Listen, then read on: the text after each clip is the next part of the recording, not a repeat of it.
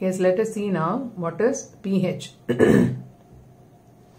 P means potential, potential or capacity.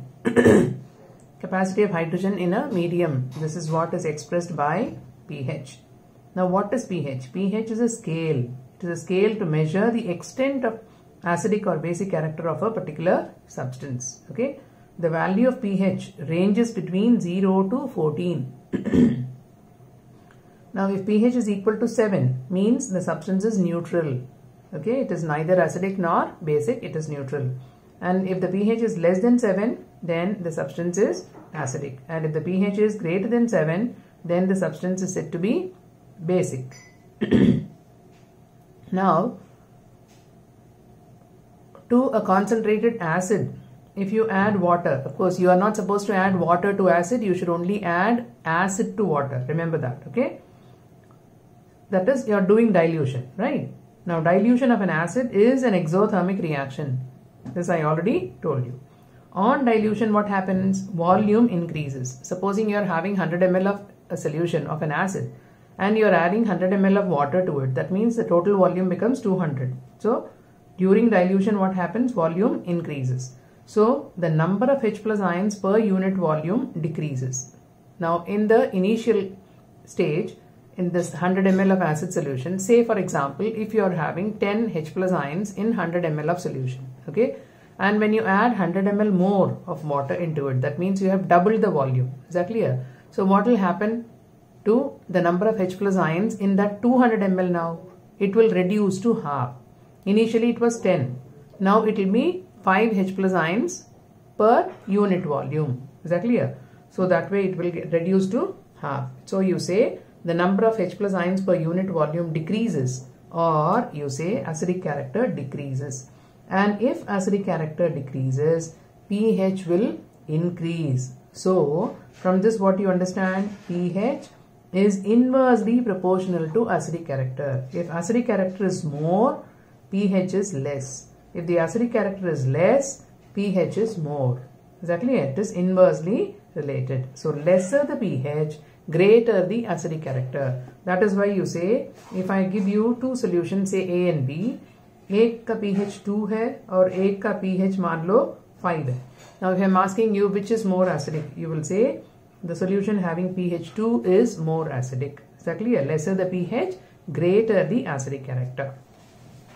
Okay, now let us see what is the importance of pH in daily life. Now, living organisms can survive only in a narrow pH range. What is our blood pH? Blood pH, it is ranging between 7.36 to 7.42. This is the pH of our blood. Then, if acid rain falls and drains into a sea or a river, then what happens? It lowers the pH of water. River water या जहाँ पे भी वो drain होता है वहाँ की pH of water को कम कर देता है. कम करने से क्या होता? एसिडिक कैरेक्टर बढ़ जाता है. तो एसिडिक कैरेक्टर बढ़ने से क्या हुआ? Aquatic species can not survive. They will not survive in acidic pH. Then plants grow well when the soil is near neutral. When it is neutral condition, then the plants, they grow well. Supposing due to some reason, if the soil is acidic, then what does the farmer do? He adds calcium hydroxide to the soil and neutralize the excess acid content of the soil so that the plant grows well. Then an ant sting gives a pricking pain. Supposing you suffer from ant bite, then it gives you a very sharp or pricking pain. That is because it is injecting formic acid into your skin. When an ant bites, it is injecting formic acid into your skin. Then tooth decay is caused due to pH change. We will see that in detail, tooth decay. Indigestion is caused due to excess secretion of HCl in the stomach. Excess secretion of HCl, how does it occur? It may be due to the following reasons. What are the reasons?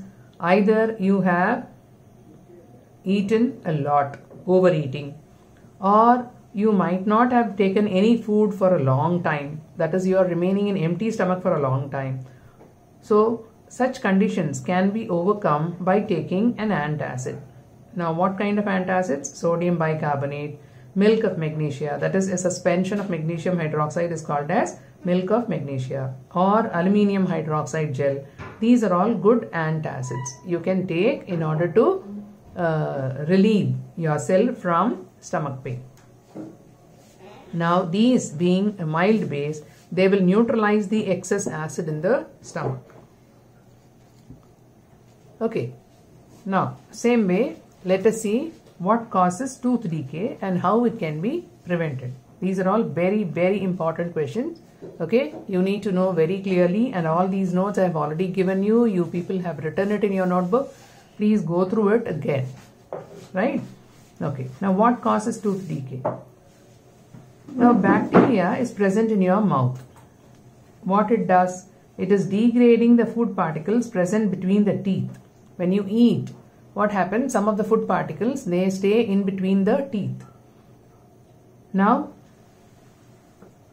those food particles are degraded by the bacteria present in the mouth to produce an acid. Okay. Now this acid, this reduces the pH of mouth to less than 5.5. Okay. More and more of degradation of food particles in your mouth. If it gets degraded, then pH of the mouth gets reduced to less than 5.5.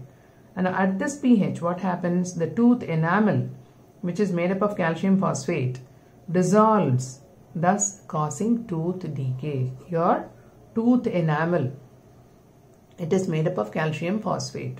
Okay, and this calcium phosphate dissolves in highly acidic medium. So when the pH reduces, when the pH of the mouth reduces, what happens? This enamel will dissolve, calcium phosphate will dissolve, and if it dissolves, then the hold for the tooth, it becomes loose. Is that clear? So that is a reason for causing tooth decay. So you need to write like this: bacteria present in the mouth degrades the food particles present between the teeth to produce acid. This reduces the pH of mouth to less than 5.5. At this pH, the tooth enamel made up of calcium phosphate dissolves, thus causing tooth decay. Is that clear? Ulta seedha nahi likhna aapne. You have to write it in order. How can you prevent it? You can prevent it by rinsing the mouth with water after every meal, so that the food particles are not getting accommodated, or it is not there in between the teeth. If you rinse your mouth regularly, it will not be there. And brushing the teeth with toothpaste, which is basic. If you don't do it, what will happen? Bacteria will produce acid. Now, if you brush your teeth with toothpaste, which is basic in nature, then the excess acid present in the mouth because of bacterial degradation, that will get neutralized. Okay. Then, what other application? Bee sting causes pain and irritation. Why? Bee sting. If a bee bites, it leaves an acid into the skin. What is that? Formic acid. Ant ka bhi, bee ka bhi. Okay, both of them, they release formic acid and it goes below the skin, causing pain. Applying a mild base on the stung area provides relief. तो क्या करते थे हम? किसी mild base को, जैसे baking soda को लेकर के उस जगह पे रगड़ देते थे ताकि वो effect neutralize हो जाए, so that you get relief out of it. Some people, they even rub it with ghee, right? उससे भी होता है. Ghee, what is ghee? Ghee is made up of metal, okay? And metal के ऊपर क्या होता है? Metal oxide होता है. Metal oxide क्या है? Basic in nature है. And ये जो inject हुआ वो क्या है? वो acid है. तो metal oxide से रगड़ने से neutralize हो जाएगा जो acid नीचे secrete हुआ है. Then another important question is, a milkman adds a small amount of baking soda to fresh milk. Why does he shift the pH of fresh milk from 6 to slightly alkaline? So when he is adding baking soda to fresh milk, what is happening? He is changing the pH of fresh milk from 6 to slightly alkaline. Slightly alkaline means it is going beyond 6, higher than 6. why does this milk take a long time to set as curd? Okay. First of all, why does he shift? He adds baking soda to fresh milk and makes it alkaline so that the milk stays fresh and does not set as curd by the time the distribution is over. Otherwise, what will happen if he takes time to distribute? By the time the amount of lactic acid present in the milk, it will start increasing, and if it increases, what will happen? Curdling of milk will take place. So to avoid curdling of milk, what he does, he makes the pH of milk slightly alkaline so that जैसे जैसे lactic acid उसमें produce होता जाएगा वैसे वैसे वो neutralize होता रहेगा. ठीक है? So more and more of lactic acid if it is produced, then curdling will happen. If lactic acid is not allowed to be produced, as and when it is produced, it is neutralized. Then more and more of lactic acid will not be there, so curd will not be set. Milk will not set as curd, sorry. Then, why does this milk take a long time to set? As the milk sets into curd, more of lactic acid is formed. Okay, as and when the curdling takes place, more and more of lactic acid is formed. Now, presence of baking soda in milk will neutralize the lactic acid. Lactic acid, it's acid. And what is NaHCO3 baking soda? It is a base. So when you add a base, the acid will get neutralized. Okay, when it gets neutralized, what will happen? The curdling का जो time है वो prolong हो जाएगा, thus prolonging the time of setting as curd. Is that clear? Then let's see another question. What happens when carbon dioxide is passed through lime water? What if excess carbon dioxide is passed through the resulting solution? This is again a very important question. When carbon dioxide is passed through lime water, milkiness appears, that is due to calcium carbonate formation. CaOH twice plus CO2 gives you CaCO3 plus water. And when excess of carbon dioxide is passed through the above solution, what will happen? The milkiness will disappear. Why? Because of the formation of soluble calcium bicarbonate. When excess of carbon dioxide is passed through this milky solution, then it will form calcium bicarbonate which is soluble. So milkiness will disappear, right?